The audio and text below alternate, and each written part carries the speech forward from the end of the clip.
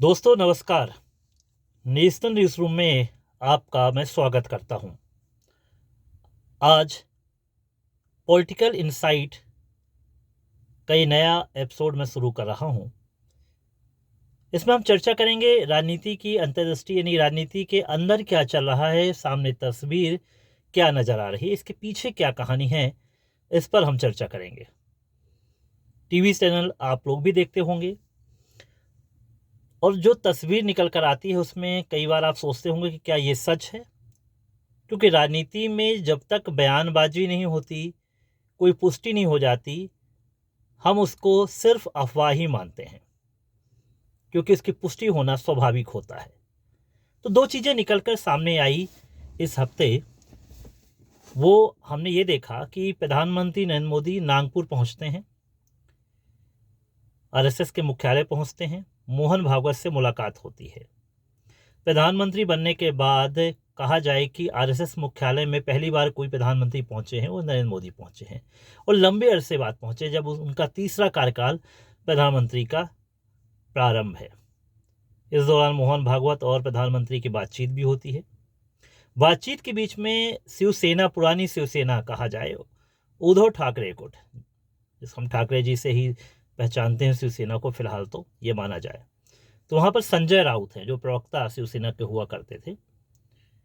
उन्होंने कहा कि रिटायरमेंट प्लान बना लिया है मोदी जी ने, और आरएसएस मुख्यालय इसलिए गए थे कि मोहन भागवत जी को उन्होंने कहा कि हम अब रिटायर्ड ले रहे हैं। और इस पर फडणवीस जो वहाँ के मुख्यमंत्री, उन्होंने कहा कि ऐसा कोई प्लान नहीं है, 2029 तक भारत के प्रधानमंत्री मोदी जी ही होंगे। अब पीछे थोड़ा तस्वीर जानते हैं कि अब क्या तस्वीर चल रही है। तस्वीर यह है कि उत्तर प्रदेश के मुख्यमंत्री योगी आदित्यनाथ को भी दिल्ली भेजने की खबरें बहुत तेजी से फैली।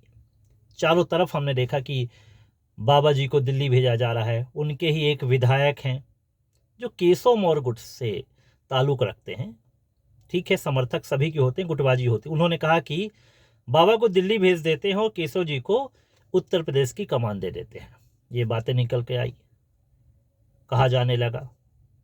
तो चर्चा का विषय ये बना कि क्या प्रधानमंत्री को परिवर्तित किया जा रहा है, क्या 2029 तक मोदी जी नहीं रहेंगे। उसमें एक बात और भी निकल के आई। ये बातें क्यों चल रही हैं? क्योंकि प्रधानमंत्री जी 75 वर्ष के होने जा रहे हैं, तभी ये चर्चा ज़्यादा हो रही है। आम जनता को तो नहीं लगता, लेकिन राजनीतिक जो प्रतिद्वंदी, उनको लगता है कि अगर प्रधानमंत्री आने वाले वक्त में भी एक्टिव राजनीति में रहे तो उनकी शायद जो पॉलिटिकल जो जर्नी है वो थम जाएगी, यानी सत्ता में वो नहीं आ पाएंगे। कोई भी पॉलिटिकल जो पार्टी होती है वो सत्ता के लिए होती है, सत्ता में रहना चाहती है। उसको लगता है कि हम सत्ता में हैं तो पावरफुल हैं, विपक्ष में तो हम सिर्फ आवाज़ उठा सकते हैं, सत्ता पक्ष माने या ना माने। तो ये दो बातें निकल कर सामने आई। अब हम आगे बढ़ते हैं। आगे बढ़ने में ये बात आई कि क्या उत्तराधिकारी के रूप में योगी आदित्यनाथ को आगे बढ़ाया जा सकता है। देखिए, सभी जो भी क्षमताएं हैं वो योगी आदित्यनाथ में दिखती हैं। क्यों दिखती हैं? क्योंकि वो उत्तर प्रदेश को डेवलप करने के लिए आगे बढ़ रहे हैं, कानून व्यवस्था को संभाल रहे हैं, और बेहतर जो बहुसंख्यक वर्ग है उनको आकर्षित करने के लिए सभी क्वालिटी उन पे मौजूद है। तभी तो वो 8 साल पूर्ण कर चुके हैं मुख्यमंत्री के रूप में उत्तर प्रदेश के। तो ये माना जाए कि क्या अगला नाम होगा, ये भी चर्चा होने लगी। अब इन चर्चाओं के बीच में लगता है कि क्या ऐसी तस्वीर बन रही है कि हम फेस चेंज करेंगे। देखिए, फेस चेंज करने की कहानी आरएसएस भी सोचता होगा। आरएसएस का सोचना ये ऐसा होगा कि ये जो चुनाव परिणाम आए पिछले लोकसभा चुनाव के, उसमें फुल मेजॉरिटी से बीजेपी नहीं आई, गठबंधन की सरकार बनी। तो सवाल ये उठता है कि तीसरी बार कोई अगर सरकार बना रहा है तो सत्ता विरोधी लहर थोड़ी बहुत तो होगी। वही थोड़ी बहुत लहर दिखी, लेकिन उसके बाद जो चुनाव परिणाम आए प्रदेशों के, वहाँ पर तो बेहतर परिणाम आए। अब आप दिल्ली का परिणाम ले लीजिए, पूरा पासा पलट के रख दिया दिल्ली में। मोदी ने ही अपने चुनाव प्रचार में रख दिया, मुद्दे वहाँ पर इतने ताकतवर निकाले। तो कहने का मतलब ये है कि राजनीति में जब तक हमारा मनोमस्तिष्क एक्टिव है, जब तक हम रणनीति तैयार कर सकते हैं और जनता से हमारी सीधी कनेक्टिविटी जब तक रहती है, तो हम सामने आ सकते हैं। हमारे पूर्व प्रधानमंत्री स्वर्गीय अटल बिहारी वाजपेयी जी भारत रत्न, जब तक एक्टिव पॉलिटिक्स में थे वो लगातार थे। धीरे धीरे जब वो एक्टिविटी नहीं कर पाए, परिणाम भी नहीं आए और 10 साल की कांग्रेस सरकार जब चली तो उसके बाद उन्होंने राजनीति धीरे धीरे कम कर दी और प्रधानमंत्री के रूप में नरेंद्र मोदी हमारे सामने आए। तो मेरे कहने का मतलब ये है कि जो कुछ दिखता है परिदृश्य वो होता नहीं है। ओवरऑल जनता को ही निर्णय लेना होता है कि आगे क्या परिणाम आएंगे। तो पूरा वर्तमान परिदृश्य में ये देखता हूँ कि वोट बीजेपी को दिए जा रहे हैं और वोट प्रधानमंत्री नरेंद्र मोदी के फेस पर भी दिए जा रहे हैं, क्योंकि चुनाव जो कमान है वो पूरी तरह से जितने भी चुनाव हो रहे हैं उसकी कमान खासकर नरेंद्र मोदी ही संभाल रहे हैं और परिणाम भी उसके दिख रहे हैं। तो जब तक हम बेहतर परफॉर्मेंस देखते हैं तब तक हम नेता के रूप में स्थापित होते हैं। देखिए, नेता दो प्रकार के होते हैं। आप संगठन के नेता अलग हो सकते हैं और राजनीति में सत्ता के नेता अलग हो सकते हैं। दोनों जगह सामंजस्य स्थापित करना इतना आसान नहीं होता है। जनता से सीधा संवाद जो स्थापित करेगा राजनीति में वो रहेगा और चुनाव जीतेगा, तो उसकी जो कैपेसिटी है राजनीति में बढ़ती जाएगी। और जनता से जितनी दूरी होगी वो चुनाव नहीं जीत पाएगा। तो मेरा कहने का मतलब ये है कि मैं जो परिदृश्य पूरा देख रहा हूँ कि नाम तो धीरे धीरे बीजेपी भी ये सोच रही है कि अब नए चेहरे की तलाश की जाए। चेहरे अनगिनत हैं बीजेपी के पास, लेकिन फिलहाल जो मास लीडर के रूप में विकसित हुए हैं और विदेशों में भी जिन्होंने डंका बजाया वो नरेंद्र मोदी ही हैं।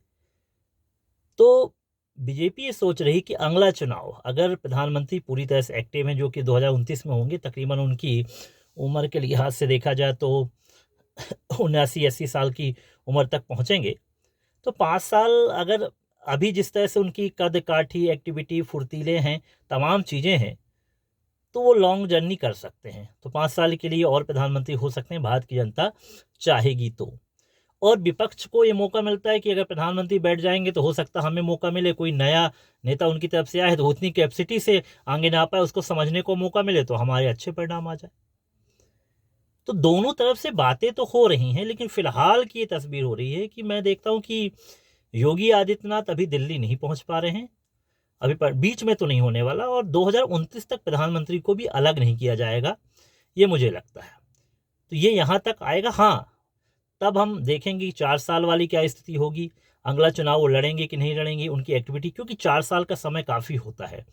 तो इतनी जल्दबाजी में जो रिटायरमेंट का प्लान बनाया जाने लगा, इतनी जल्दबाजी में जो नए नेता के चुनाव की बात होने लगी, तो मुझे लगता है कि राजनीति में इतनी जल्दबाजी ठीक नहीं है। जब तक हम हिट हैं, फिट हैं, तब तक हम पूरी तरह से राजनीति में स्थापित रह सकते हैं।